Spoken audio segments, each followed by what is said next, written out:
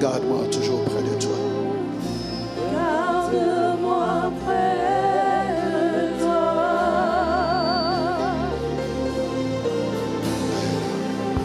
Garde-moi près de toi. Garde-moi, Jésus. Garde-moi près de toi. Toute ma vie près de toi. Garde-moi près de toi.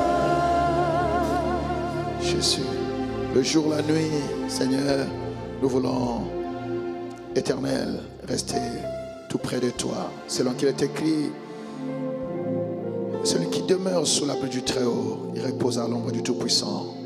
Nous ne voulons pas simplement faire des allées, des retours, des incursions périodiques. Nous voulons demeurer dans ta présence, devant le trône, Seigneur. Nous voulons demeurer afin de contempler toute notre vie, Seigneur, ta bonté, ta magnificence, ta gloire, ta louange. Dans ta présence, nous avons ce que le monde ne peut pas nous donner, ce que le monde ne peut pas nous offrir, ce que le monde ne peut pas, Seigneur Dieu, nous procurer. Rien ne vaut ta présence. Rien ne vaut l'intimité avec toi. Nous voulons te dire merci. Voilà pourquoi, Seigneur Dieu, c'est bien-aimé, on défiait la pluie ce matin. Seigneur, certains venant de très loin, juste, Papa, parce que nous voulons t'écouter. Nous ne voulons pas manquer ces instants. Seigneur Dieu, tu nous manifestes ta gloire. Tu es dans ta main, tu nous révèles encore combien tu es fidèle. Nous venons ce matin, Seigneur Dieu, non seulement t'écouter, mais aussi chanter notre amour pour toi. Chanter, Seigneur, ce que nous avons dans nos cœurs pour toi. Que ton nom soit béni. Parle toi-même, Seigneur. Utilise fidèlement l'instrument, Seigneur Dieu, entre tes mains. Seigneur, merci. Cher Saint-Esprit, merci de glorifier le nom de Jésus ce matin et d'honorer, de valoriser la foi de ton peuple. Nous t'acclamons, Seigneur, parce que nous savons que tu es là. Nous t'acclamons, Seigneur. Nous t'acclamons ce matin. Nous t'acclamons pour ce que tu as accompli toute la semaine. Nous t'acclamons pour ce merveilleux témoignage. Nous t'acclamons, Seigneur Dieu, pour ta grâce sur nos vies. Merci, Père. Merci, Père. Merci, Père. Au nom de Jésus, nous bénissons cet endroit, nous sanctifions cet endroit, nous consacrons cet endroit. Et merci pour le sang de Jésus qui a saigné. Et merci pour le Saint-Esprit, alléluia, qui remplit ce lieu, Seigneur, au Dieu, de ta présence. Et l'ennemi n'a aucune expression ici. Que ton nom soit béni. Amen, amen, amen. Amen, amen, amen. Alléluia. Gloire à Dieu. Je prie que Dieu nous fasse du bien avec le message de ce matin. Gloire à Dieu. Le thème de ce matin, c'est en lui. Quelqu'un dit en lui. C'est court, hein? Oui. En lui. Il s'agit de qui? Très bien. En lui. Alors, je veux qu'on lise 2 Corinthiens 5. C'est ça, hein? C'est ça qui a été affiché, n'est-ce pas? La technique. 2 Corinthiens 5, 17 à 21. 2 Corinthiens 5, 17 à 21. Nous lisons la parole du Seigneur dans 2 Corinthiens 5, 17 à 21. Si quelqu'un est en Christ, il est une nouvelle créature. Les choses anciennes sont passées. Voici, toutes choses sont devenues nouvelles. Et tout cela vient de Dieu, qui nous a réconciliés avec lui par Christ et qui nous a donné le ministère de la réconciliation. Car Dieu était en Christ, réconciliant le monde avec lui-même, en n'imputant point aux hommes leurs offenses. Et il a mis en nous la parole de la réconciliation. Nous faisons donc les fonctions d'ambassadeurs pour Christ, comme si Dieu exhortait par nous. Nous vous en supplions au nom de Christ, soyez réconciliés avec Dieu. Celui qui n'a point connu le péché, il a fait devenir péché pour nous, afin que nous devenions en lui justice de Dieu. Alléluia. Parole du Seigneur. Gloire à Dieu. On peut s'asseoir, on acclame le Seigneur. Est-ce qu'on peut acclamer le Seigneur?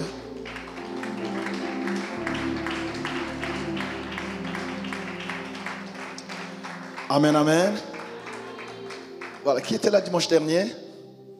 Quelqu'un peut me rappeler le thème de dimanche dernier? De la loi à la grâce, qu'est-ce qui a changé? Gloire à Dieu. Quelqu'un peut me dire une seule chose qui a changé? Une seule chose. Il y en a beaucoup, mais qu'est-ce qui a changé? Une seule chose. Qui a retenu quelque chose? Hein? Hein? Et si vous ne dites pas je ne prêche pas, ça veut dire que je prêche dans le vide. Qu'est-ce qui a changé de la loi à la grâce? Hein? L'homme ne peut être sauvé par ses œuvres. Très bien, c'est l'essentiel. Quoi d'autre?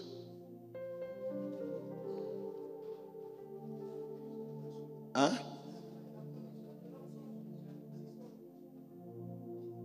Hein? Oui? Là? La grâce. Ah, ça c'est des clichés ça. Tout ça n'est pas faux, mais j'aimerais que ça soit dit de façon... Hein? Mon Rachel? Oui, le libre accès, ça c'est très fort. La grâce nous a donné un libre accès. Le voile s'est déchiré. On peut aller droit à Dieu maintenant. Quoi d'autre?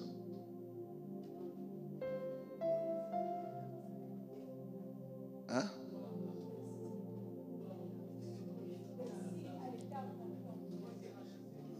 Les conditions, les si ont été accomplies par Jésus. Et nous sommes donc bénis en Jésus. Amen. Alléluia. Amen, amen. Je vous en supplie, le message le plus important de l'Église est celui-là. Le fait d'être parti de la loi pour la grâce. Si on enlève la grâce, il n'y a pas l'Église. Et notre foi est fondée sur rien. On risque de jouer sur le même tableau que les Hébreux. Et nous, on n'a pas d'argument par rapport aux Hébreux. Amen. Alléluia. Ce qui nous sauve, c'est la grâce. Dieu a ouvert la porte aux païens afin que le salut soit donné à quiconque croit. L'une des choses qui caractérise la grâce, c'est ça. Quiconque croit. C'est-à-dire aujourd'hui, quiconque croit est sauvé. Quiconque. Le salut n'appartient plus aux Juifs seuls. Et l'homme n'est plus sauvé par ses œuvres, mais il est sauvé par l'œuvre de Jésus-Christ. Et donc le salut nous est donné par la grâce au moyen de la foi. Donc il suffit de croire. Si tu confesses de ta bouche le Seigneur Jésus-Christ, et si tu crois dans ton cœur que Dieu l'a ressuscité d'entre les morts, tu seras sauvé. C'est ça l'essentiel. N'oubliez jamais ça. Amen. Après, on peut parler de la grâce dans tous les sens. Vous allez voir que même quand on parle de la grâce, il y a la grâce qui pourvoit à nos besoins. C'est-à-dire Dieu est capable de nous guérir. Dieu est capable de faire ceci. Et il y a aussi la foi. La foi, comment dire, qui pourvoit aussi. Mais la grâce dont on parle, c'est surtout la grâce salvatrice, la grâce qui sauve, qui fait que Dieu ne voit plus tes péchés, il te regarde au travers du sang de Jésus. Amen. Et la foi qui sauve, c'est-à-dire la foi qui nous fait porter nos regards sur le Seigneur. Pas seulement parce qu'on a faim, parce que la foi aussi, il y a ça. Ah, Dieu va faire, Dieu va me guérir. Ça, c'est la foi pratique pour les besoins de la vie. Mais la foi dont on parle ici, c'est surtout la foi du salut. Le fait de croire et de confesser Jésus-Christ comme Seigneur et Sauveur. Et ça, ce n'est pas parce qu'on n'a pas mangé, non. C'est, comment dire, nous plaçons notre confiance en Jésus pour tout et dans toutes les circonstances et dans tous les temps, nous avons nos yeux fixés sur Jésus-Christ. Amen. C'est très important. Alors, le salut par la grâce au moyen de la foi et non plus par les œuvres. Alléluia. Parce que les œuvres composent avec la loi et la foi compose avec la grâce. Nous comprenons cela? La loi exige les œuvres. La grâce exige la foi. Amen. Est-ce que nous comprenons, bien-aimés? Voilà. Quand on parle de la loi, on va nous demander les œuvres. Parce que les œuvres doivent satisfaire la loi. Et si on est condamné ou disculpé, suivant qu'on a fait ou on n'a pas fait, on est coupable ou on n'est pas coupable. Alléluia. Mais la grâce, elle demande la foi. Il suffit de croire. Parce qu'il y a quelqu'un qui a été déclaré coupable à notre place. Est-ce que nous comprenons, bien-aimés? Voilà. C'est Dieu qui est la source et l'auteur du salut. Et la grâce apparaît comme la cause du salut. Dieu est la source du salut. La grâce, Dieu est la source et l'auteur du salut. Je fais juste un petit résumé parce que parfois, voilà, on peut se perdre dans tout ce qui est dit. Dieu est la source. C'est Dieu seul qui est la source du salut. Dans notre dispensation, même dans l'ancienne alliance, c'est Dieu qui donne le salut. Amen. Voilà, c'est lui seul qui donne le salut. Il est l'auteur du salut, il est la source du salut. Et la grâce est la cause. Pourquoi est-ce que Dieu nous sauve? Mais à cause de la grâce. S'il n'y avait pas la grâce, il ne pouvait pas nous sauver. Parce qu'on ne le mérite pas. Amen.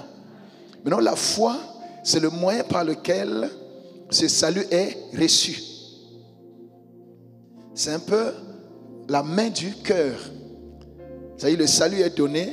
Maintenant, la main qui reçoit ce salut dans notre cœur, c'est ce qu'on appelle la foi.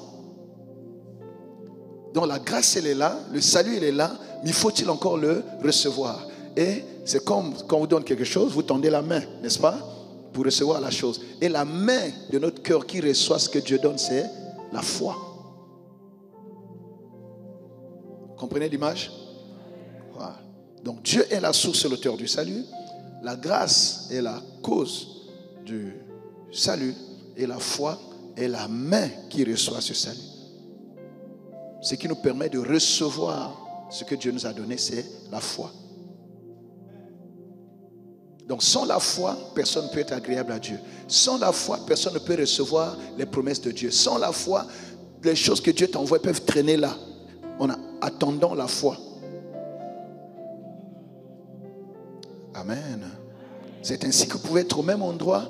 Il y en a qui prospèrent, il y en a qui ne prospèrent pas. Dieu est là pour tout le monde. Mais sauf que, voilà, il y en a qui n'ont pas encore manifesté, qui n'ont pas. Quelqu'un vient te donner quelque chose. Si tu as les mains croisées, il ne donne pas. Et la foi, c'est la main qui reçoit ce que Dieu nous donne. Est-ce qu'on peut acclamer le Seigneur? La foi est le moyen par lequel ce salut est reçu. La foi est la main du cœur. Voilà. Donc on peut retenir ceci. Le salut est effectué par la grâce et reçu par la foi. Et la foi elle-même est aussi un don de Dieu. Finalement, c'est Dieu qui fait tout. La grâce, c'est Dieu qui la donne. La foi, c'est aussi Dieu qui en est l'auteur. Donc le salut vient de Dieu simplement. C'est comme cela que quand nous avons compris cela, mais nous bénissons Dieu. Amen. Alléluia. Gloire à Dieu. Gloire à Dieu. Alors,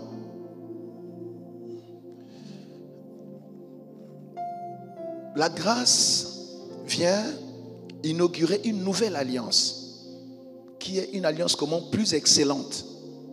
Parce que l'ancienne alliance n'a pas été suffisante pour accorder à l'homme un salut comment exhaustif, un salut complet.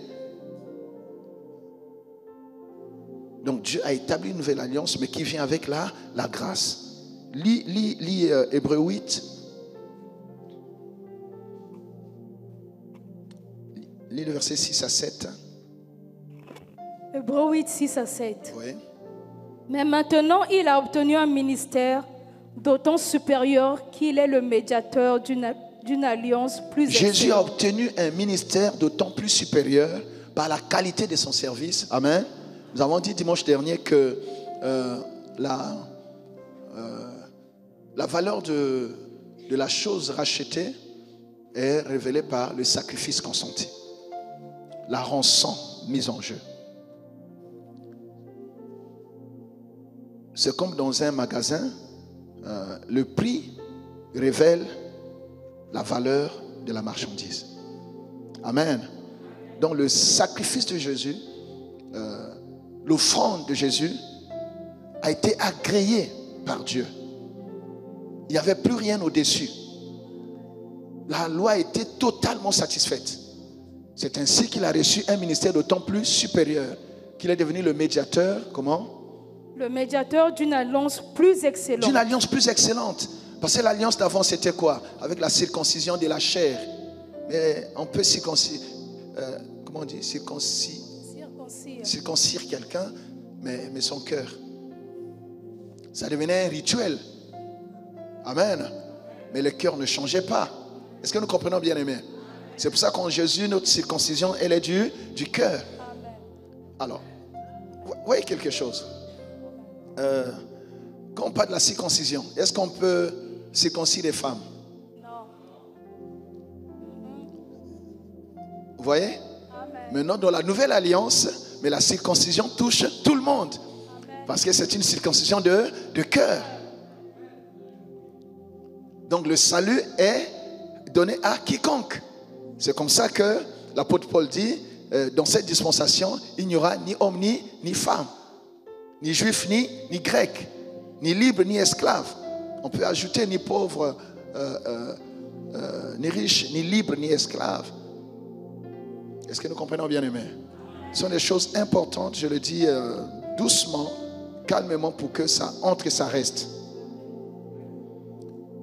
Donc Jésus, par l'œuvre de la croix, a obtenu un ministère plus excellent et a établi une alliance plus excellente même. Oui, continue, 6 à 7. Le médiateur d'une alliance plus excellente, oui, qui a été établie sur de meilleures promesses. Sur des meilleures promesses. Pourquoi sur des meilleures promesses? Parce qu'il a tout accompli. Au temps d'Abraham, on parle de l'espérance. La foi d'Abraham, c'était la foi espérance. Amen. Parce que rien n'était encore accompli. Oui. Mais la foi qui est basée sur ce que Jésus a fait, c'est une foi comme assurance. Parce que tout est accompli. Il n'y a plus rien à exiger. Tout est accompli. Jésus a dit tout est accompli. C'est comme ça qu'il a rendu son esprit à son Père. Donc quand nous demandons des choses au nom de Jésus, bien aimé, nous devons avoir l'assurance que nous demandons des choses que Dieu a déjà faites. Et c'est par notre foi que nous les captons. Est-ce que nous comprenons, bien aimé? Oui, c'est bon, tu as fini 7. Oui. En effet, si la première alliance avait été sans défaut, il n'aurait pas été question de la remplacer par une seconde. Donc ceux qui se cramponnent sur la loi, si la première alliance basée sur la loi et les œuvres était sans défaut, Jésus n'aurait pas eu besoin d'aller à la croix. Maintenant que Jésus est passé à la croix, pourquoi, bon sang, voulons-nous encore nous mettre en difficulté? En nous mettant un joug, comme Galate le dit, un joug nouveau, alors que Jésus a déjà subi la loi à notre place. Entre quelque chose qui est ancien, qui est caduque, et quelque chose qui est nouveau, qui est à notre avantage, on choisit quoi? C'est ça en fait l'Église. Nous ne voulons pas croire que Jésus a déjà fait le travail. Il faut juste se servir de ses résultats. On a du mal à croire que par la simple foi, on peut accéder aux meilleures promesses. Mais il n'y a pas autre chose. Dès que tu prends la loi, Dieu va te laisser te battre avec la loi. Mais entre-temps, la grâce, elle est là, elle est disponible. Quelqu'un m'entend? Va maintenant à 12 et 13. Donc, c'est parce que l'ancienne alliance a montré ses limites que Jésus a été obligé d'aller à la croix. Amen. Pour être le médiateur d'une nouvelle alliance qui est comment plus excellente. Oui. Hébreux 8, 12 à 13. Parce que je pardonnerai leur iniquité. Ça, ce sont les choses de la nouvelle alliance. Et oui. Que je ne me souviendrai plus de leurs péchés. Dans cette nouvelle alliance, quand tu confesses tes péchés, Dieu te pardonne, il ne s'en souvient plus. Amen. En disant une nouvelle alliance, il a déclaré la première ancienne. La première est déclarée comment? Caduque. Ne pensez plus aux événements passés. Ne considérez plus ce qui est ancien. Parce que je vais faire une chose nouvelle. On est dans la nouvelle alliance. On est sous des nouveaux cieux. Alléluia. Tu nous ramènes les choses de l'Antiquité. C'est des nouveaux cieux. La loi n'est plus à la mode. Est-ce que quelqu'un m'entend? Oh oh, est-ce que quelqu'un m'entend? Tu vois? Or, ce qui est ancien, ce qui a vieilli est près de disparaître. Ce qui a vieilli disparaît. Hein? Donc, ça n'a pas ngaya molimo, ngaya donc. Amen, amen, amen. Oh, moi la loi, ngaya. Amen. Ça a disparu. Maintenant, toi, tu te moi, la loi. Il y a des gens qui impressionnent les autres comme ça avec non, mais vous compliquez la vie aux chrétiens pour rien. Alléluia. Que Dieu nous aide. Je disais que Dieu nous aide. Alléluia. Gloire à Dieu. Ok, j'ai voulu revenir sur ça. Parce que quand je suis entré là, que Dieu m'a un peu parlé de ça. Donc j'ai griffonné quelques petites choses pour repréciser encore certaines choses que nous devons absolument connaître sur notre salut. Quand tu ne maîtrises pas la doctrine, ça y est, l'enseignement sur le salut, tu auras des difficultés dans ta vie chrétienne. Amen. Voilà. Donc le salut nous est donné par la grâce, au moyen de notre foi. La foi que nous recevons de Dieu. C'est la foi que vous avez qui fait que malgré la pluie, vous êtes là. Et la foi établit une relation avec le Seigneur. Quelqu'un m'entend? Voilà. Et j'insiste pour dire qu'à ce moment-là, quand nous accomplissons des œuvres, ce ne sont pas nos œuvres qui déterminent notre salut, mais nos œuvres sont l'évidence du salut que nous avons reçu. Ça y est, la preuve. C'est parce que nous sommes transformés qu'on peut le constater par le fruit. Ça y est, notre marche et tout. Mais on ne sait pas de bien faire les choses pour qu'on se dise qu'on est sauvé. Non. Parce que par les œuvres, on ne peut pas être sauvé. Mais si on est sauvé, on peut le constater par les œuvres. Nous comprenons? On acclame le Seigneur. Alors, en lui. Voilà, ça m'a permis d'attendre quelques frères qui sont entrés. En révisant le culte de dimanche dernier. En lui, avantage de notre union avec Christ. L'expression en lui ou encore en Christ. Vous savez, dans la Bible, on dit souvent en lui. Vous allez voir, c'est surtout Éphésiens qui en parlent. En lui, en lui, en lui. Ou en Christ. Amen. Cette expression est traduit donc la vérité sur la nature du salut que nous avons reçu. Le salut n'est plus simplement cette projection vers le ciel, hein, ou encore un ensemble de règles à respecter, tant bien que mal, mais le salut débouche plutôt sur l'union avec Christ. C'est-à-dire l'expression en lui ou en Christ exprime l'union avec Christ. Amen. Quand on dit en lui ou bien en Christ, cela traduit l'union du croyant avec Christ. Vous allez voir que dans l'ancienne alliance, Dieu marchait avec. De temps en temps, l'Esprit pouvait venir se déposer sur quelqu'un pour des tâches ponctuelles et il part. Amen. Après, Dieu vient par son Fils. Et on l'appelle Emmanuel, ça dit Dieu avec nous. Donc Dieu avec. Et la dispensation d'aujourd'hui, Dieu désire tellement une relation avec ceux qu'il a sauvés, avec les rachetés, qu'il ne se contente plus de cette relation, de cette relation où l'Esprit vient et part, où Dieu vient avec. Il veut carrément avoir, une union avec le croyant. Il veut qu'on soit un avec lui. Alléluia. Alléluia. L'une des choses qui ont justifié, le déchirement du voile, c'était pour que nous soyons réconciliés avec Dieu. Le péché a séparé l'homme avec Dieu. Quand Dieu arrive au jardin le soir, il cherche Adam. Pourquoi? Parce que le péché avait éloigné Adam de Dieu. Amen. Et dans la nouvelle dispensation de la nouvelle alliance, Dieu veut retrouver avec nous cette union qu'on avait perdue. Que nous soyons comment? Un. Et là, Dieu ne vient pas seulement nous visiter, mais Dieu est en nous et nous sommes en lui. Alléluia. C'est comme Jésus a dit, moi et le Père, nous sommes un. Donc si on cherche le Père, on le trouve dans le Fils. Alléluia.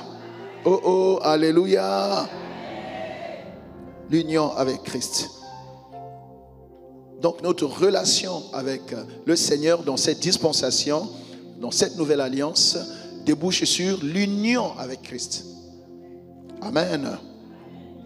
Et c'est ça qui va être la source même de toutes les bénédictions que nous pouvons avoir dans le Seigneur. Donc si on n'est pas dans une relation en termes d'union avec lui, bien aimé, on peut rester là, on crie le nom de Jésus, on parle, il n'y aura pas de résultat. Alléluia. Gloire à Dieu. Le croyant est ainsi uni avec le Christ. Le croyant est uni avec le Christ qui est le Tout-Puissant, Créateur de l'univers.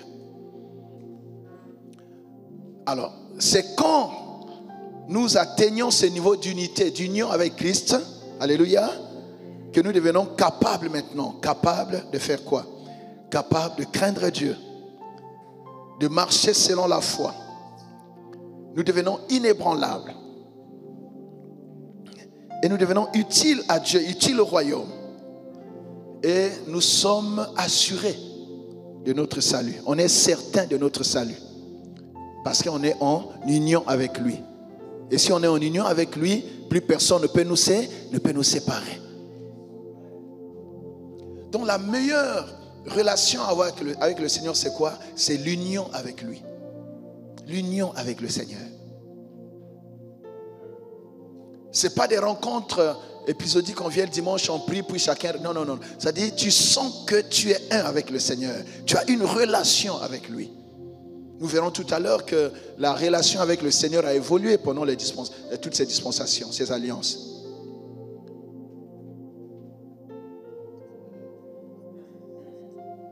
Dieu avait un peuple, c'est vrai, il s'est fondé un peuple par l'alliance qu'il a eue avec Abraham. Et ceux qui ont servi Dieu dans cette dispensation n'étaient que des serviteurs. Mais nous, Dieu est notre Père. Il y a la notion de famille. Éphésiens dit, nous sommes gens de la maison de Dieu. Donc nous partageons le même toit avec Dieu. Est-ce que nous comprenons bien, aimés? Donc il y a la notion de famille. Dieu devient notre Père. Amen. Alléluia. Gloire à Dieu. Lis Colossiens 3, verset 3. On va voir quelques versets qui démontrent de cette union. Colossiens 3, verset 3. Car vous êtes morts et votre vie est cachée avec Christ en Dieu. Avec Christ en Dieu. Avec Christ. Donc on est avec lui en Dieu. Cela veut dire que Dieu, Christ et nous, on devient.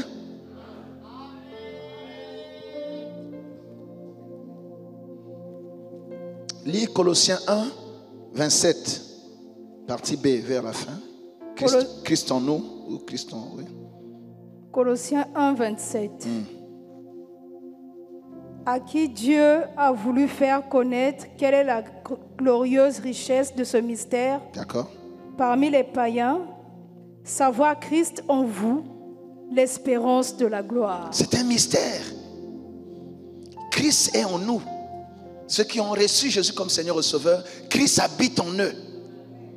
Et devant les païens, c'est un mystère. Alléluia. Christ en nous, l'espérance de la gloire. Et en poussant notre foi plus loin, on peut remplacer espérance par assurance. Christ en nous, l'assurance de la gloire. Et cette assurance, ça veut dire quoi? Gloire, là, on peut remplacer par toute chose. Une fois qu'on a l'assurance du salut, dès qu'on a le salut, tout le reste est devenu possible. Alléluia. Le travail est assuré. Alléluia. Ah oui, l'élévation est assurée. Christ en nous, l'assurance de l'élévation qu'on attend, l'assurance du travail qu'on cherche, l'assurance de... Est-ce qu'on peut acclamer le Seigneur? Gloire à Dieu.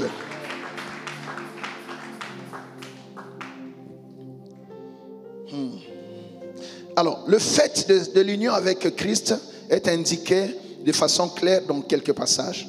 Nous allons voir quelques passages qui indiquent clairement cette union avec Christ. C'est quelque chose, en fait, même dans ta quête de Dieu, dans ta consécration, c'est ça qu'il faut rechercher. La délivrance est là. La bénédiction est là. C'est qu'on est unis avec lui, que toutes ces bénédictions deviennent notre partage. Amen. Voilà.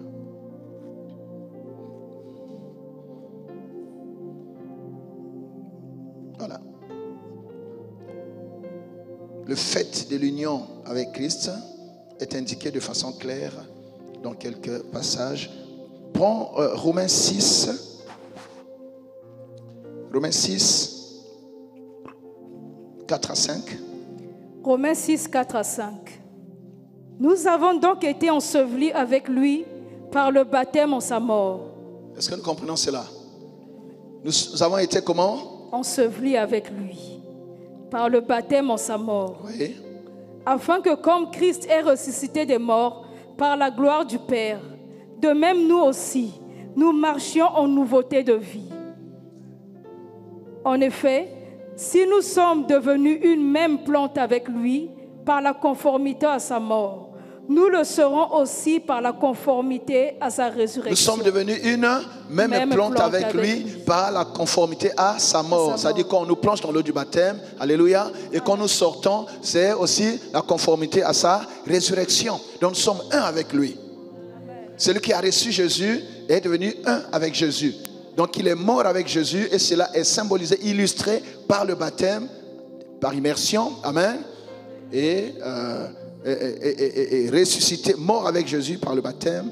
Donc quand on te plonge, et ressuscité avec lui quand tu sors des eaux du baptême. Quelqu'un dit gloire à Dieu. Un autre verset, il y en a beaucoup, mais bon, on va en prendre quelques-uns. Romains 8, 1. Romains 8, 1.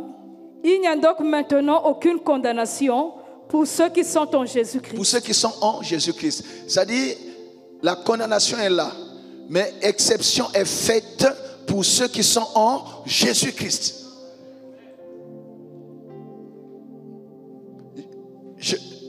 Je rappelle ce qu'on a dit dimanche dernier. Le Seigneur dit, je ne suis pas venu abolir la loi. Amen. Mais pourtant, Paul a dit, Christ, Romains 10, verset 4 dit, Christ, c'est la fin de la loi. On a l'impression que c'est contradictoire. Non, ce n'est pas contradictoire. Alléluia. Amen, amen. Il n'a pas aboli la loi. La loi continue à condamner. Mais ceux qui sont en Jésus-Christ, la loi ne les concernait plus. Est-ce que nous comprenons ça, bien-aimé? Alléluia. Christ, c'est la fin de la loi pour la justification de ceux qui croient. Donc ce n'est pas la fin de la loi pour tout le monde. C'est la fin de la loi pour la justification de ceux qui croient. Romains 10, verset 4. Amen. Il y a des gens qui détachent. Non, Christ, c'est la fin de la loi. Il faut continuer. Sinon, ça va être en contradiction avec la partie où Jésus dit, je ne suis pas venu abolir la loi. La loi, elle est là, mais Jésus, bien aimé, pour ceux qui croient, ben, Christ c'est la fin de la loi. Quelqu'un m'entend? C'est comme cela que la foi justifie. Nous sommes justifiés par la foi. Le fait de croire en Jésus, on ne peut plus appliquer la loi qu'on applique à tout le monde. C'est ainsi, on dit, il n'y a donc plus maintenant aucune condamnation pour tout le monde. Non, pour ceux qui sont en Jésus-Christ. Est-ce qu'il y a une femme qui est en Jésus en ce lieu? Est-ce qu'il y a un homme qui est en Jésus en ce lieu? Alors il n'y a plus de condamnation sur toi, il n'y a plus de condamnation sur tes enfants, il n'y a plus de condamnation sur l'église. Tu ne m'as pas dit un bon amen. Et ça, quand tu pries, il faut le déclarer. Tu déclares ta position en Christ. Je suis en Christ. Vous ne pouvez pas me condamner. Vos coutumes ne peuvent pas me condamner. Vos lois ne peuvent pas me condamner. Je suis dans un régime d'exception. Donnez-moi un bon amen. Si tu ne revendiques pas qui ne dit mot, consent, le diable va t'appliquer leurs choses à eux. Amen. Tu pries, tu proclames, tu déclares, tu décrètes. Est-ce que le Seigneur parle à quelqu'un? 1 Corinthiens 6, 17. On énumère toujours quelques versets qui indiquent l'union avec Christ. 1 Corinthiens 6, 17. 1 Corinthiens 6, 17. Mais celui qui s'attache au Seigneur. Celui qui s'attache, tu vois, s'attacher, ça y est pour être un. Celui qui s'attache au Seigneur. Oui. Est avec lui un seul esprit. Est avec lui un seul esprit. Donc tu deviens un seul esprit avec le Seigneur. Amen. Quand on te voit comme ça, morphologiquement, on dit voilà, c'est sœur telle, c'est frère tel et tout. Mais en esprit, tu es un seul. On n'a pas dit tu as un seul esprit. Non, tu es un seul esprit avec lui. Donc tu es esprit, madame. Tu es un esprit. Mon frère, tu es un esprit. Et c'est quand nous ne comprenons pas ça que les sorciers jouent avec nous. Quand il vient la nuit, il faut qu'il trouve un esprit. Quand on ne trouve pas une masse de chair, tu es là, tu ronfles. Non. Il vient en esprit, il trouve un esprit. Hein? Là où tu travailles, il y a des esprits. Vous avez des gens là qui opèrent dans les esprits, avec des esprits. Donc si tu es là, qui dit, Mélio. Non, c'est vrai. Tu dois être une femme esprit. Femme d'affaires esprit. Parce qu'il y a des niveaux où il faut l'esprit. Alléluia. Tu peux avoir la marchandise, mais si tu n'es pas spirituellement quelqu'un, tu ne vois rien. Amen. Dans ton bureau, tu es esprit. Quand quelqu'un vient avec le pouvoir spirituel, il ouvre les yeux, il sait que moi je suis à sa simpleté. Non, c'est vrai. Quand on était jeune, il y avait des expressions, non, à sa composé. Amen. À sa composé. Amen, amen, amen. Il faut qu'on voit ça. Quand on dit à sa composé, donc on ne te maîtrise pas. Il faut que tu sois à ce niveau-là. On ne peut pas te maîtriser. Parce que l'esprit est comme le vent. On ne sait pas d'où est-ce qu'il vient, on ne sait pas où est-ce qu'il va. Donne-moi un bon amen, femme esprit, homme esprit. Nous acclamons le Seigneur. Tu es un même esprit avec le Seigneur. Tu vois?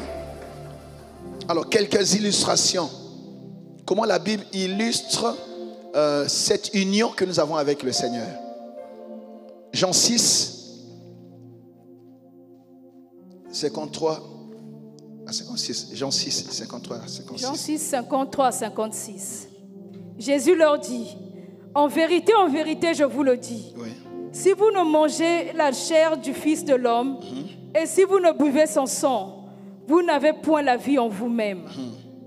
Celui qui mange ma chair et qui boit mon sang a la vie éternelle, et je le ressusciterai au dernier jour. Car ma chair est vraiment une nourriture, et mon sang est vraiment un breuvage. 56. Celui qui mange ma chair et qui boit mon sang demeure en moi, et je demeure en lui. Amen. Tu vois, ça c'est le mystère de la Sainte Seine. Il y a des gens qui se privent parfois de cette bénédiction. Celui qui mange ma chair et qui boit mon sang, je demeure en lui et lui demeure en moi. Ce sont les choses, je vous dis la vérité, ce sont les choses que Jésus a laissées à l'église pour exprimer notre union avec lui. Et quand tu le fais avec foi et sérieux, bien-aimé, un sorcier ne peut pas te toucher. Parce que tu es en Jésus, Jésus est en toi. Parce que tu manges sa chair et tu bois son sang. Quelqu'un m'entend? La maladie peut entrer, va partir. Oh, tu ne m'as pas dit un bon amen. Jésus a dit, faites ceci en mémoire de moi. En souvenir qu'il a été à la croix pour toi. En souvenir que son corps a été meurtri à la croix pour toi.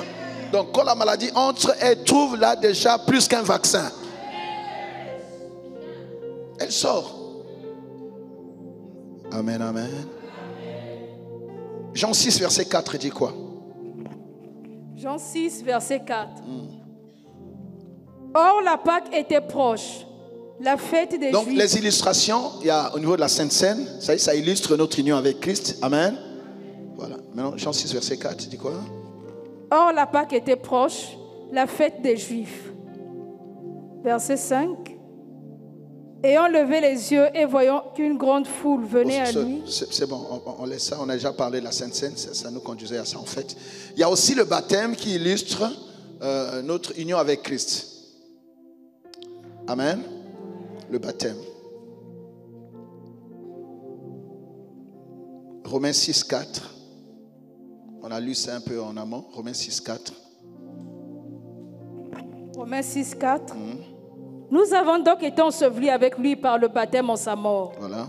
Afin que comme Christ est ressuscité des morts par la gloire du Père, de même nous aussi nous marchions en nouveauté de vie. Amen.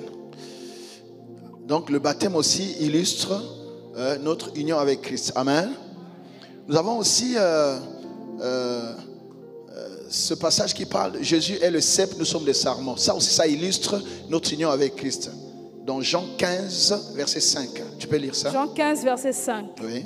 Je suis le sept, Oui. vous êtes le sarment. Oui. Celui qui demeure en moi et en qui je demeure porte beaucoup de fruits. Celui qui demeure en moi et en qui je demeure. C'est-à-dire, nous sommes un. Amen. Alléluia. Amen. Amen, amen, amen. Amen. Donc même dans tes prières, tu dois proclamer ça. Jésus, tu es le cep, je suis le sarment. Je demeure en toi et tu demeures en moi. Et je porte des fruits. Je porte des fruits dans ma foi. Je porte des fruits dans mon ministère. Je porte des fruits dans mon travail. Je porte des fruits dans mes activités. Je n'aurai pas une vie sèche. Donne-moi un bon amen. Je porte des fruits à tous égards. Tu proclames cela.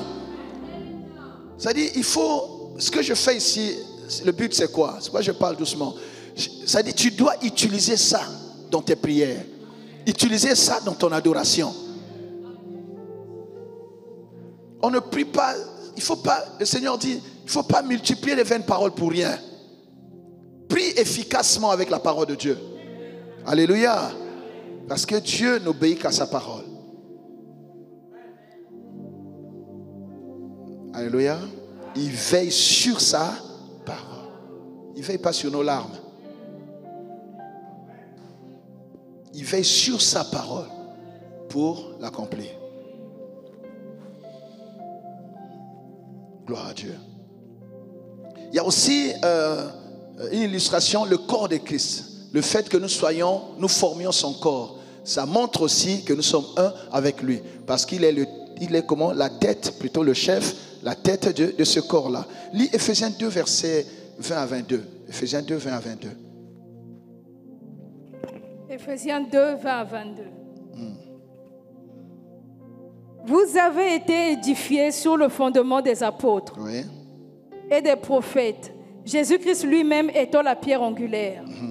En lui, tout l'édifice, bien coordonné, s'élève pour être un temple saint dans le Seigneur. En lui, vous êtes aussi édifiés pour être une habitation de Dieu en esprit. Tu vois, en Jésus, nous devenons une habitation de Dieu en esprit. En Jésus, en lui. Donc en lui, nous formons un corps dont il est là, la tête. Et quand tu comprends cela, bien-aimé, tu sais que tu fais partie du corps de Christ. Le corps, s'il ne voit pas quelque chose, voit comme ton corps que tu es un membre, un organe de ce corps-là. Tu vois? Donc si on te touche, on a touché à tout le corps, n'est-ce pas? C'est ça. Et c'est comme ça qu'il pouvait menacer Saul de Tarse pour dire, pourquoi me persécutes-tu? Saul est en train de persécuter les chrétiens, mais ne sachant pas qu'il est en train de persécuter le Seigneur lui-même. Pourquoi me persécutes-tu? Dès que tu comprends la notion de l'union avec Christ, bien aimé, tu sauras que celui qui touche à ta vie, Dieu ne peut pas le laisser impuni. Parce que tu deviens la prunelle de ses yeux. Mais il faut que tu aies conscience, c'est-à-dire ça fonctionne quand tu crois. Ce n'est pas parce que c'est écrit. Il faut que tu crois que tu es un avec Jésus.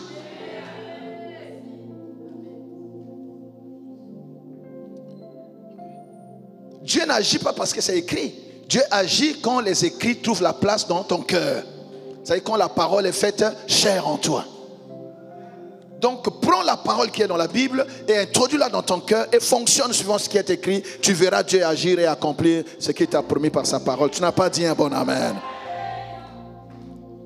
Tu vois? Donc en lui, nous devenons une habitation pour Dieu. Alléluia. Alléluia. Gloire à Dieu. Je disais gloire à Dieu. Alors, Éphésiens 1.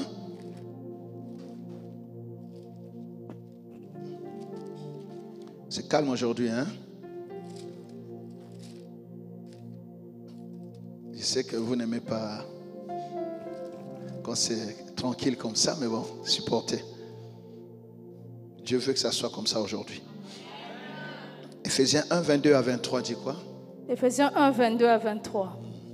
Il a tout mis sous nos pieds. Il a tout mis sous ses pieds.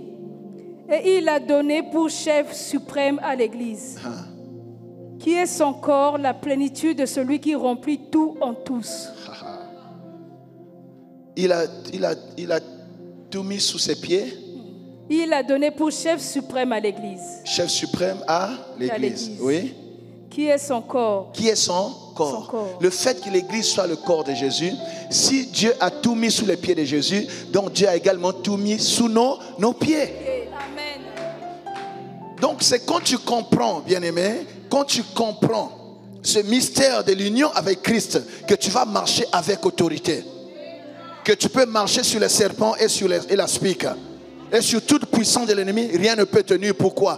Parce que Dieu a tout mis sous les pieds de Jésus, qui est le chef de l'Église. Alléluia. Du corps de Christ. Si nous sommes corps de Christ, si tout est sous les pieds de Jésus, donc c'est nous qui marchons sur tout ce qui est sous les pieds de Jésus. Maintenant, quand tu pries, tu revendiques ça. Alléluia. Et ça fonctionne. Satan est parfaitement au courant de cette parole. Donc quand tu lui opposes cette parole, il n'a pas d'arme contre toi. Amen, amen. Voilà. Vraiment, il faudrait que nous croissions dans notre connaissance de Christ. La victoire des croyants est dans notre niveau de connaissance de Christ. Plus tu le connais, plus tu as de la victoire avec lui. La Bible dit... gloire soit rendue à Dieu qui nous fait toujours triompher en Christ. Il faut être en Christ. Alors, vous allez voir vraiment ce qui est magnifique. Et c'est Éphésiens 5, 31 à 32. Là, vraiment, c'est... Éphésiens 5, 31 à 32. Oui. C'est pourquoi l'homme quittera son père et sa mère, oui, et s'attachera à sa femme. Oui. Et les deux deviendront une seule chair. Ce mystère est grand. Je dis cela par rapport à Christ et à l'Église. Par rapport à Christ et à l'Église. L'homme quittera son père et sa mère et s'attachera à sa femme. Les deux deviendront une seule chair. Et il dit que c'est là en fait l'image de ce qu'est Christ avec l'Église. Donc si tu veux vivre les meilleures bénédictions de Dieu bien-aimé, il faudrait que tu sois dans la position d'épouse.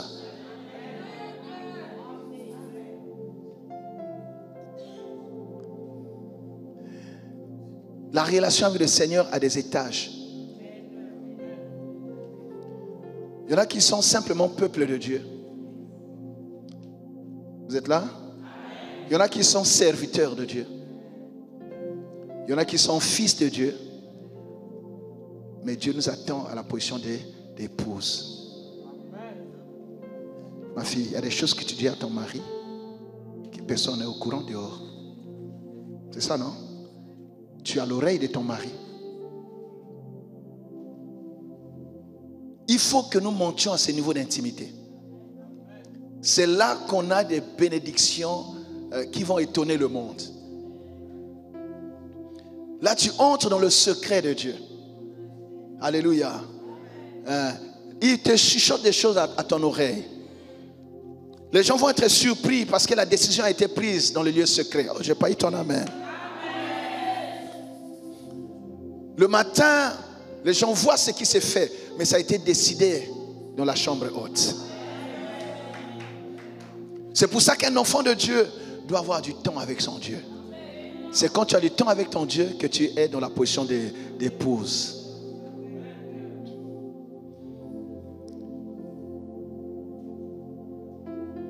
Amen. Même dans la maison, il y a des choses qu'on ne dit pas aux enfants, n'est-ce pas?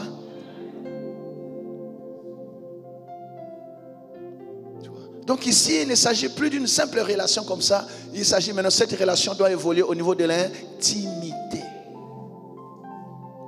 Donc être en Christ ici, il faut rechercher une intimité avec le Seigneur. Il faut une relation intime avec le Seigneur. Et ça se développe. Ça se développe par la relation à la parole. Alléluia. Il faut aimer la parole, méditer la parole. Quelqu'un m'entend? C'est où ça? Jean 14, verset 23. Vous allez voir. Jean 14, verset 23. Oui. Jésus lui répondit, si quelqu'un m'aime. Si quelqu'un m'aime. C'est-à-dire, on ne peut pas être intime si on ne s'aime pas. Quelqu'un m'entend? Oh, vous êtes là? Oui. Oui. Si quelqu'un m'aime, oui, il gardera ma parole. Il gardera ma parole. Et mon Père l'aimera. Et mon Père l'aimera. Nous viendrons à lui. Nous viendrons à lui. Et nous ferons notre demeure chez lui. Nous ferons notre demeure chez lui. C'est-à-dire le Dieu que les gens cherchent dehors viendra habiter chez toi.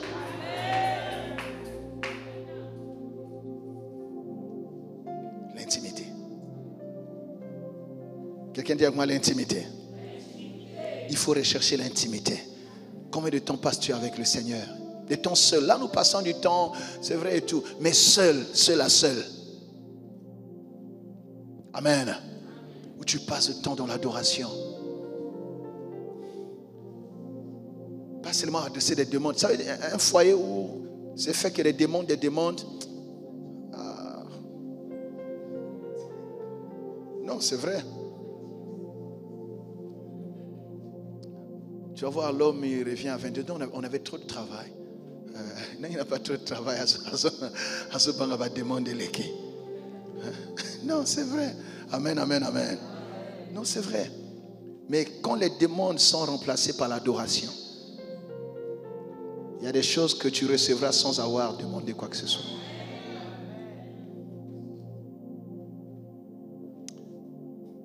Est-ce que ça aide une jeune fille? Bon, ça va être secret gratuit, on peut s'en offrande. On acclame le Seigneur. Non, c'est vrai, hein? Même le chef tel qu'il est là, vous savez de qui je parle. Là où, ça ici fait une tournée. Là où on l'accueille avec une litanie de demandes. Hein? Et là où quand il arrive, on lui apporte des présents. C'est pas qu'il a faim. Il gardera le souvenir de là où on lui a donné quelque chose. Parce que l'adoration, c'est donner. Quelqu'un m'entend? Est-ce que quelqu'un entend cette parole? L'adoration, c'est donner. Dieu a dit à Abraham, maintenant je vois que tu m'aimes. Tu ne m'as pas refusé ton fils, ton unique. Non. Tu vois, et si tu peux compter les étoiles, alors tu sauras compter tes enfants. Si tu peux compter le sable de la mer, alors tu pourras compter. Ça, il n'a pas demandé tout ça. Mais quand Dieu a vu le niveau d'amour, de crainte et d'obéissance qu'Abraham pouvait lui manifester, il dit, tu as donné un, je te donne le sable. il est mort sans avoir pu compter tous les enfants que Dieu lui a donnés. Nous tous, on est dans la liste d'Abraham. Nous sommes fils d'Abraham en Jésus-Christ. Donc il y a des choses que tu fais, ça reste produire des effets même après toi. L'intimité. Enseigne l'intimité avec Dieu à tes enfants. Tu vois, quand tu es un adorateur, ça se transmet, ça se communique. Amen. Ah oui. Tes enfants imiteront ta foi. Quelqu'un dit Amen et Dieu le bénit. Oui, c'est bon, tu as fini? 32, c'est bon? Ok. Tu vois, donc notre relation avec le Seigneur doit, comment dire, pousser au niveau d'épouse du Seigneur. L'épouse. L'épouse est toujours prête. L'épouse a la lampe allumée. L'épouse reconnaît la voix de l'époux. Amen. Oui. Tout le monde peut se fatiguer, mais l'épouse a toujours confiance. L'épouse fait confiance à l'époux. Même si au dehors, là-bas, on peut se moquer de l'époux, mais dans sa maison, l'époux est son roi. Alléluia. En fait, le Seigneur a besoin de ce niveau-là. L'adoration de l'épouse, pas l'adoration des serviteurs. Abraham s'est débarrassé des serviteurs quand il fallait monter à Morija. Parce qu'il y a des choses que les serviteurs ne peuvent pas faire. Amen. Il a laissé l'animal aussi. L'animal n'a rien à faire là-haut. Est-ce qu'on peut acclamer le Seigneur?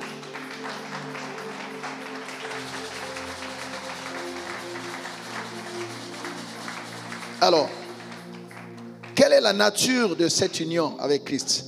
C'est-à-dire, cette union est la quelle nature? Comment on peut apprécier cette union avec Christ?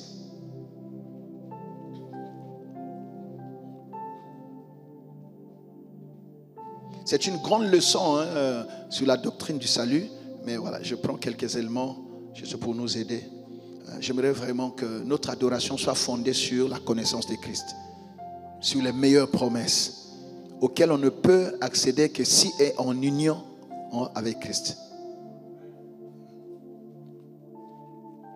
Quelle est donc la nature de cette union avec Christ? Premièrement, l'union avec Christ, elle est d'abord spirituelle. C'est une union qui est d'abord comment? Spirituelle. Parce que tu parles de quelqu'un qu'on ne voit pas. Amen. Oh, Église, alléluia. Amen. Donc, l'union est d'abord comment? Spirituelle. C'est comme on a lu dans 1 Corinthiens 6, non? C'est ça? 6 combien? Qui a le même esprit, on est le même esprit avec lui. 6 quoi? On a lu ça tout à l'heure. 17. Voilà. Oui. 1 Corinthiens 6, 17. Mais celui qui s'attache au Seigneur est avec lui un seul esprit. Celui qui s'attache au Seigneur est avec lui un seul esprit. Donc cette union est d'abord spirituelle. Vois Jean 14. Jean 14. 6 et 16. Jean 14, verset 16. Et moi je prierai le Père, et il vous donnera un autre consolateur, afin qu'il demeure éternellement avec vous. Qu'il demeure éternellement avec vous. Donc l'union, elle est spirituelle ici. C'est pas quelque chose d'imaginaire. Non. Cette union est spirituelle par le Saint-Esprit qui habite en nous. Amen. Voilà. Donc c'est pas quelque chose, voilà. Non, c'est le Saint-Esprit qui habite en nous, ce qui fait que cette union, elle est spirituelle par le Saint-Esprit. Et on l'a lu aussi le verset 23. Celui qui m'aime, il gardera ma parole. Moi et le Père, nous viendrons faire notre demeure en lui. Est-ce qu'on les voit? On ne les voit pas. Donc l'union est spirituelle. Tu dois croire cela. Savoir que tel que tu es là, le Père et le Fils habitent en toi. Les trois d'ailleurs, le Père, le Fils et le Saint-Esprit. En fait, c'est une même personne. Nous parlerons de ces aspects, Trinité et autres. Un seul Dieu, mais qui se manifeste en trois. Quand le Fils est sur la terre, c'est le Père qui est là. Et quand le Saint-Esprit est là, c'est aussi le Père qui est là, c'est le Fils qui est là aussi. Donc le Père et le Fils sont en nous par le Saint-Esprit. Est-ce que nous comprenons, bien-aimés? Gloire à Dieu. 1 Corinthiens 12, verset 13 dit quoi? 1 Corinthiens 12, verset 13. Nous avons tous, en effet, été baptisés dans un seul esprit, pour former un seul corps, soit juif, soit grec, soit esclave, soit libre. Baptisés en un seul esprit, amen, pour former un seul corps. Oui, et nous avons tous été abreuvés d'un seul esprit. Alléluia. Gloire à Dieu. Lis 1 Jean 4, verset 13. On est presque à la fin. 1 Jean 4, 13. 1 Jean 4, verset 13. Nous connaissons que nous demeurons en lui et qu'il demeure en nous, en ce qu'il nous a donné de son esprit. Amen. Donc cette union est d'abord spirituelle. Donc tu dois développer ta relation avec le Saint-Esprit. C'est ça qui va même conditionner ton adoration. Si tu n'as pas une relation avec le Saint-Esprit, tu auras une adoration sèche. Même tes prières ne seront pas profondes. Tu vas forcer. Tu seras dans le manuel. Mais là où il y a le Saint-Esprit, il y a l'onction, tu es dans l'automatique. Est-ce que quelqu'un entend cela? Ça y est, ça roule, tu es là, tu accélères quand tu veux, tu relâches quand tu veux. Donne-moi un bon amen. La relation avec le Saint-Esprit. Je veux qu'une soif monte, la soif d'avoir cette intimité avec le Saint-Esprit. Quand tu pries en esprit, bien-aimé, parfois tu ne ressens même pas tes genoux. Tu peux rester à genoux, les mains levées. Donc l'esprit a pris le dessus sur le corps parce que la chair est faible. L'esprit est bien disposé. Alléluia. Mais quand l'esprit prend le dessus, bien-aimé, tu es un aigle. Tu montes. Dès que tu atteins un niveau de croisière, bien-aimé, tu es là. Tout autour de toi, ça ne te dit plus rien. Tu ne ressens même plus la faim. Amen. Que Dieu nous aide. Deuxième nature de cette union. Donc première, elle est spirituelle. Deuxième, elle est vivifiante. C'est une union qui donne la vie. Cette union-là vivifie. Amen. C'est une union qui vient nous vivifier. Elle vient vivifier notre foi, vivifier notre vie de prière, vivifier même notre chair, notre corps. Romains 6, 8 à 11 dit quoi? Romains 6, 8 à 11. Or, si nous sommes morts avec Christ, nous croyons que nous vivrons aussi avec lui. Sachant que Christ, ressuscité des morts, ne meurt plus. La mort n'a plus de pouvoir sur lui. Car il est mort, et c'est pour le péché qu'il est mort une fois pour toutes. Il est revenu à la vie, et c'est pour Dieu qu'il vit. Ainsi vous-même, regardez-vous comme morts au péché et comme vivants pour Dieu en Jésus-Christ. Cette union-là, alléluia, on est mort et resté avec lui et nous vivons maintenant pour Dieu. Donc c'est une union qui nous vivifie. Amen. Amen. Amen. Nous avons la vie en Christ. La force en Christ. Romains 8, 10 à 11. Romains 8, 10 à 11.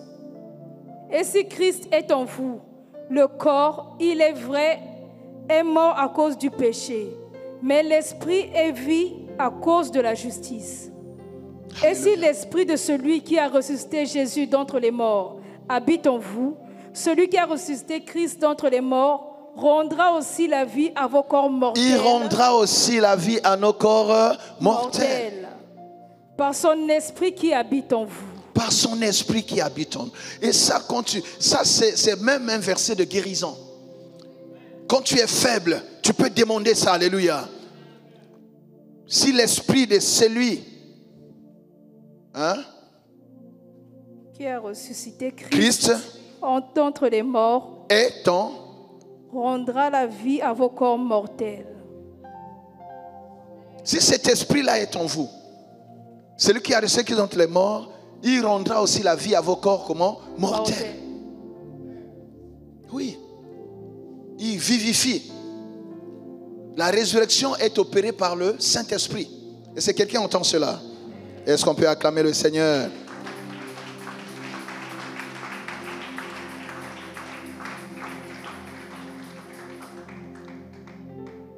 Il y a beaucoup de versets, mais bon, on ne va pas tout lire. Prends 1 Jean 5, 11 à 12. Je le voulais vraiment sous forme d'un enseignement pour que ça entre. 1 Jean 5, 11 à 12. Oui. Et voici ce témoignage. C'est que Dieu nous a donné la vie éternelle. Oui. Et que cette vie est dans son Fils. Oui. Celui qui a le Fils a la vie. Celui qui n'a pas le Fils de Dieu n'a pas la vie. Alléluia. Tu vois, c'est une relation qui vivifie. Si tu as le Fils, tu as la vie. La vie dans ton corps. La vie dans ta foi. La vie dans tes affaires.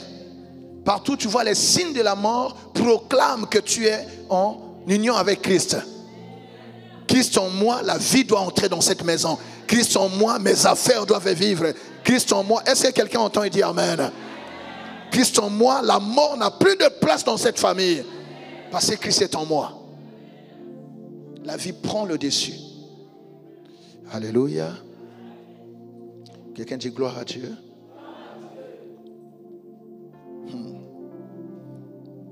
Vous pourrez noter Jean 6 et 63.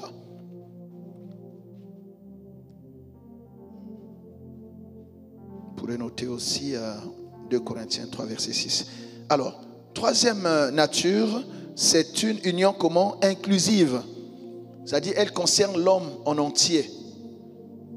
Parce qu'il y a une doctrine, il y a des gens qui enseignent qu'en fait, le Seigneur, dans le salut, le Seigneur ne s'intéresse qu'à l'âme. Non. Le Seigneur s'intéresse à l'homme entier. Amen. Il y a des gens qui pensent que le Seigneur ne sauve que l'âme. Non, non, non, non, non. Le salut touche tout le corps de l'homme. Parce que quand nous allons ressusciter d'entre les morts, c'est une résurrection corporelle. Oui, ça il faut le savoir. Quand nous allons ressusciter d'entre les morts, je saurai que ça c'est Sœur Carmen. Donc elle est ressuscitée avec son corps. Amen. Mais qui est changé en un corps de gloire. Mais on peut le reconnaître. Amen, amen, amen. Alléluia. Donc le salut touche tout le corps entier. C'est comme cela qu'en tant qu'enfant de Dieu, il ne faut pas se dire non, voilà, je peux vivre comme je peux, mais je sais que le bonheur est au ciel. Non, non, non, non, non. Dieu veut ton bonheur sur la terre. Donc même les enseignements là, il faut maintenant les écouter avec intelligence. Quel est ce père-là qui dit non, tout le temps, tu demandes une longue vie, il te donne une longue vie, mais une vie misérable. Ça, c'est quel père? Tu vois? Donc Dieu n'a rien à gagner dans ta souffrance. Le projet qu'il a fait pour toi, c'est un projet de paix. Voilà, donc cette union est inclusive, entière.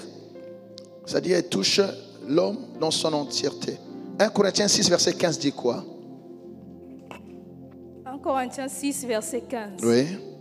Ne savez-vous pas que vos corps sont des membres de Christ? Prendrais-je donc les membres de Christ pour en faire les membres d'une prostituée? Le corps, là on ne parle pas de l'âme, de l'esprit, le corps. Dieu aime ton corps pour y habiter. C'est pour ça que ton corps doit être propre. C'est sa maison. Ton corps doit être en bonne santé. C'est sa maison. Donne-moi un bon amen. Un corps en mauvaise santé, voyez un peu, j'aime prendre les choses simples que nous connaissons. Voyez un peu le palais qui est là. Vous imaginez le roi dormir dans une maison qui sointe? Non mais, est-ce que nous comprenons? Une maison qui sointe, le portail est tombé, donc tout le monde peut entrer comme il veut, là où il y a le roi. Est-ce que c'est possible? Tu vois? Mais c'est ça. Si Dieu habite dans ton corps doit être en bonne santé. Ton corps doit briller, tu dois rayonner. Quelqu'un entend ça? Oui. Tu revendiques ça. Je suis le temple du Saint-Esprit. Je suis l'habitation de Dieu en esprit. Cette maladie n'a pas de place dans mon corps au nom de Jésus-Christ de Nazareth. Dieu ne peut pas cohabiter avec cette maladie. Dieu ne peut pas cohabiter avec cette saleté. Qui t'a mis ici? Tu fais comme Jésus. Tu prends la chicotte, tu renverses les tables des vendeurs, tu chasses les marchands. Donne-moi un bon amen. Quand tu dis amen, tu es assaini au nom de Jésus. Quand tu dis amen, ton corps est assaini au nom de Jésus. C'est pour ça qu'à la croix, Jésus n'a pas seulement sauvé ton âme, mais il a été blessé, afin que par ses maîtrissures, tu sois guéri dans ton corps. Quelqu'un a compris cela? Gloire à Dieu. Verset 17, continue. 1 Corinthiens 6, on a eu 15, lis 17 maintenant. Verset 17. Mais celui qui s'attache au Seigneur est avec lui un seul esprit. Ah, tu vois, on a commencé par le corps, non? Amen. Là, c'est maintenant l'esprit. Amen. Amen. Verset 19.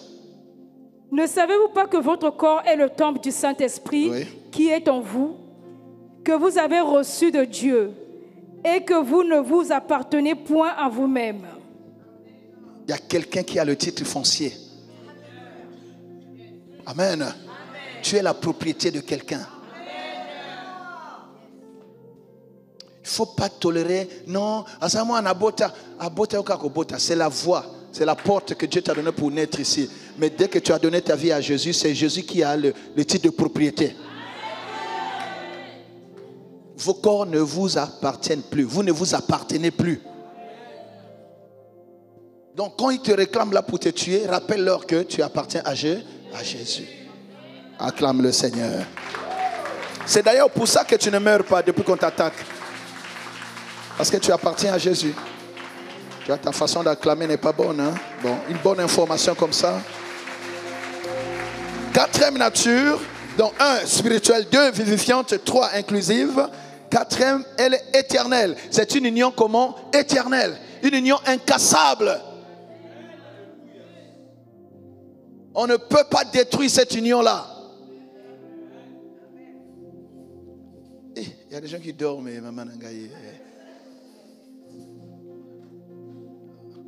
Donc, pour vous, il y a culte quand je saute, quand je... Ça, il faut noter ça. Comment le culte? Ah bon, Isaïe, non, bon. Tu as raté les choses. Amen. Alléluia. C'est une union comment est éternelle. Ça, c'est une bonne nouvelle. Romains 8. À partir du verset 35. Oui. À partir du verset 35. C'est une union comment? Éternelle. L'union avec Christ est une fois que tu es uni avec lui, c'est une union comment? Éternelle. Il faut noter ça, souligner. Oui. Romains 8 à partir du verset 35. Qui nous séparera de l'amour de Christ? Qui nous séparera de l'amour de Christ? Sera-ce la tribulation ou l'angoisse? Ni la tribulation, ni l'angoisse. Il peut arriver un temps qu'on soit angoissé. Est-ce que nous comprenons? La Bible n'est pas en train de dire ici que tu n'auras pas de problème. Non, il peut arriver que tu sois angoissé, que tu passes des moments où tu pleures. Jésus lui-même, fils de Dieu, a pleuré. Sa sueur changeait en sang. Il était angoissé. Amen.